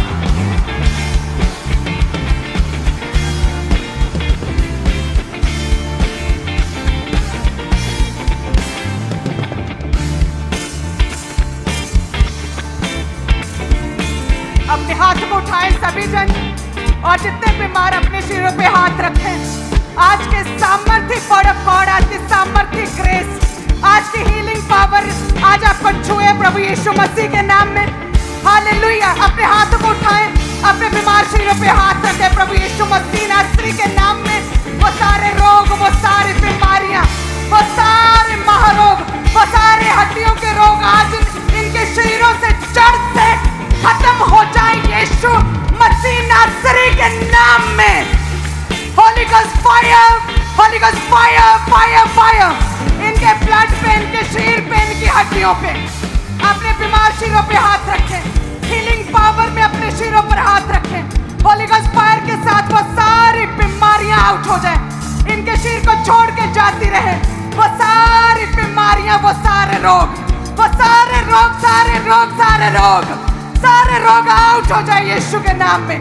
वो सारे रोग आउट हो जाए यीशु के नाम में, यीशु के नाम में आउट हो जाए वो सारे रोग, वो हड्डियों के रोग, वो सारे गुप्त रोग, वो सारे बांझपन के रोग, वो सारे लहू के ब्लड के रोग आउट हो जाए, आउट हो जाए, आउट हो जाए यीशु मसीह नासरी के नाम में। मैंने कहा यीशु के नाम में वो सारे रोग आउट हो जाए, वो सारे रोग आउट हो जाए। ऊंची आवाज में अंगीकार करें, वो सारे रोग मेरे शरीर को छोड़ के जाते रह गए, वो सारे रोग मेरे शरीर को जाते रहे, वो सारी पीड़ाएं जाती रहे, वो सारी दर्दें जाती रहे, वो सारी प्रॉब्लम जाती रहे, वो डर का आत्मा जाता रहे, जाता रहे, जाता रहे, जाता रहे।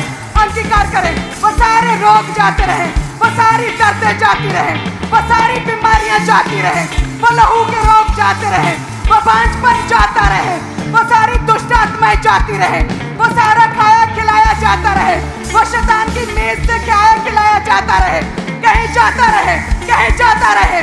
आउट करें, आउट करें, आउट करें, आउट करें।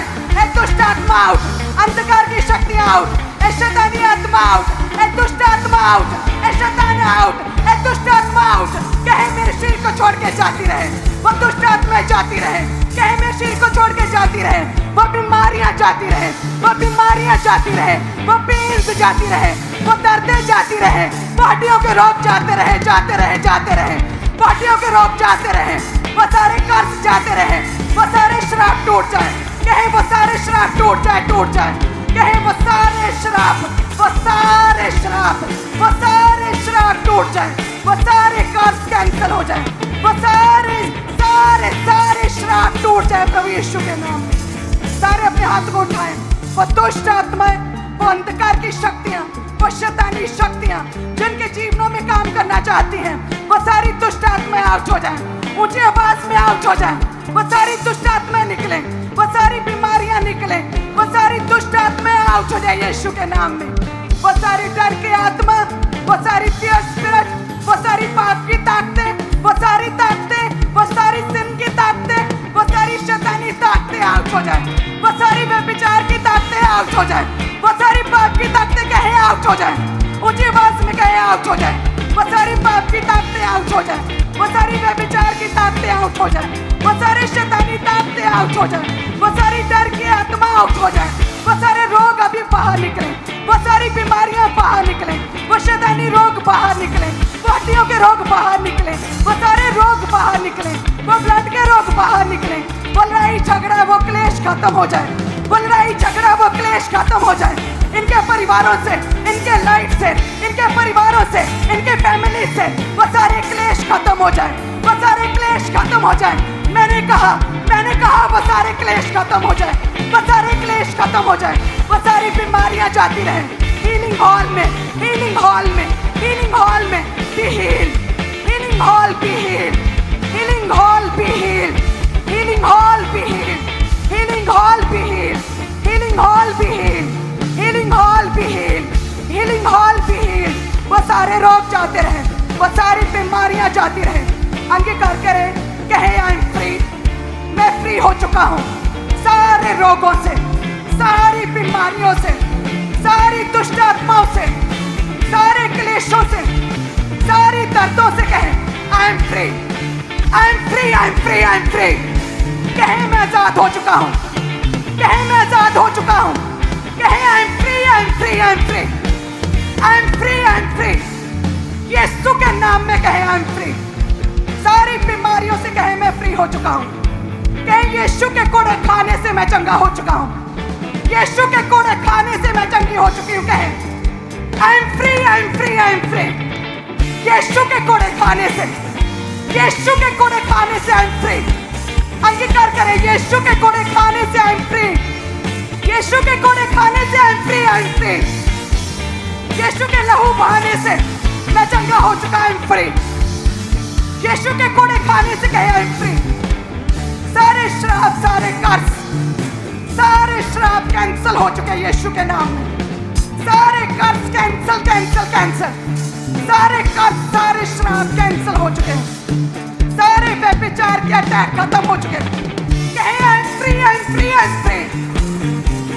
कहे व्यभिचार के अटैक खत्म हो चुके हैं, आई एम फ्री। कहे सारी दर्दें जाती रहे, आई एम फ्री। कहे सारे रोग मेरे शरीर को छोड़ के जाते रहे, आई एम फ्री। कहे ऊंची आवाज में I am free, I am free. यीशु के कोड़े खाने से मैं चंगा हो चुका हूँ। यीशु के कोड़े खाने से मैं चंगा हो चुका, आई एम फ्री। यीशु के कोड़े खाने से मैं चंगा हो चुका, आई एम फ्री। यीशु के कोड़े खाने से मैं चंगी हो चुकी, आई एम फ्री। कहे सारे असर, सारे शैतानी असर मेरे जीवन को छोड़ के जाते रहे। सारा शैतानी असर, शैतान के मेज से खाया असर, सारा पाप का असर, सारा व्यभिचार का असर, सारा डर का असर, सारा शैतानी असर मेरे जीवन से पूरी तरह से खत्म हो चुका, आई एम फ्री। कहे आई एम फ्री, कहे I am free, I am free, I am free. सारा शैतानी असर मेरे जीवन से जाता रहा है, आई एम फ्री। कहे बांझपन खत्म हो चुका है। कहे बांझपन, यूट्रस के रोग, वो रसौलियां, वो पत्थरियां, वो पानी की रसौलियां, कहे वो पूरी तरह से गायब हो चुकी है, आई एम फ्री। यीशु के कोड़े खाने से, यीशु के कोड़े खाने से आई एम फ्री। अंगीकार करें, आई एम फ्री। अंगीकार, अंगीकार, आई एम फ्री। यीशु के कोड़े खाने से आई एम फ्री। सारे रोग जाते रहे, सारे रोग, सारे रोग, सारी बीमारियां, सारी दुष्ट आत्माएं, सारे कर्ज, सारी डर की आत्मा, व्यभिचार की स्पिरिट, पाप की ताकतें जाती रहे, आई am free. I am free, I am free, I am free. कहे यीशु के कोड़े खाने से मैं चंगा हो चुका। यीशु के कोड़े खाने से मैं चंगी हो चुकी, आई am free. Thank you Jesus. अपने हाथ को उठाएं। धन्यवाद यीशु। मौत की स्पिरिट, डेथ स्पिरिट खुदावंद इनके परिवारों को छोड़ के जाती रहे। वो डेथ स्पिरिट कैंसिल करते हैं, कैंसिल करते। डेथ स्पिरिट कैंसिल, कैंसिल हो जाए, कैंसिल, कैंसिल करते हैं परमेश्वर। कहे मैं परमेश्वर तेरी सेवा करता रहूंगा, मैं तेरे नाम का गुणगान करता रहूंगा, मैं नहीं मरूंगा, मैं तेरे कामों को सर्वदा करता रहूंगा। हे यहोवा परमेश्वर प्रभु यीशु मसीह नासरी, मेरी उम्र को लंबा करे, मुझे दीर्घायु से तृप्त करे, मुझे लॉन्ग लाइफ दे परमेश्वर। आई एम फ्री। कहे आई एम फ्री।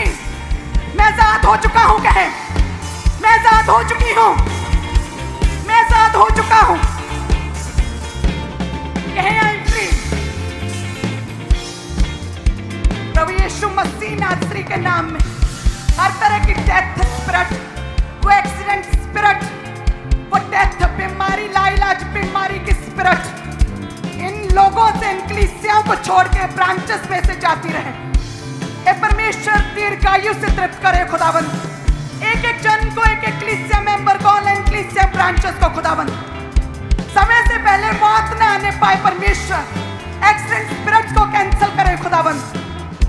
सारी दुष्ट आत्माएं शैतान की मेज से खाया और उसका असर पूरी तरह से खत्म हो जाए प्रभु यीशु मसीह नासरी के नाम में। I am free. यीशु के कोड़े खाने से मैं चंगा हो चुका हूं। यीशु मसीह नासरी के नाम में I am free, I am free, I am free. Thank you Jesus. Hallelujah.